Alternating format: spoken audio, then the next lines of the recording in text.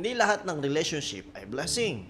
May mga relationship na hindi ka inilalapit sa purpose mo, kundi unti-unti kang inilalayo sa Diyos. Kaya ito ang 3 kinds of relationship na baka kailangan mo nang tapusin. Una, relationship that normalize sin. Yung tao na kapag kasama mo, madali ka mag-compromise kaysa sumunod sa Diyos. Dating relationship man yan, friendships, or circle of friends. Kapag ang presence nila ang dahilan kung bakit lumalayo ka sa conviction ng Holy Spirit, hindi yon healthy relationship.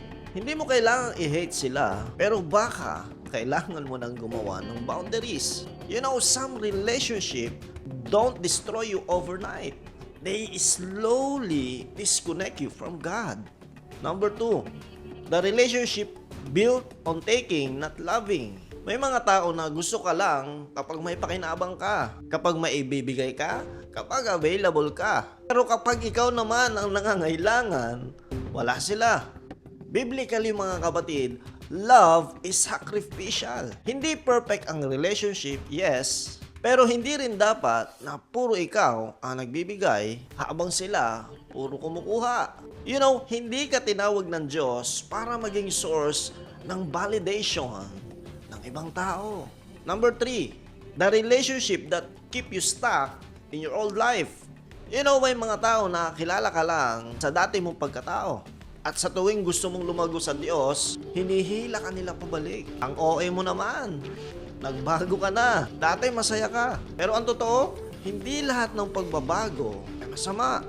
Kapag binago ka ni Jesus, normal na may mga taong hindi magiging komportable. And listen to this, not everyone in your past is assigned to your future. Praise the Lord. Hindi lahat ng relationship ay kailangan mong i-end. Minsan, ang kailangan, boundaries. Minsan, distance. Minsan, wisdom. Pero remember this, if a relationship consistently pulls you away from God, destroy your character, and kills your spiritual growth, don't call it loyalty. Call it a warning. Corinthians 15:33 says, do not be misled. Bad company corrupts good character.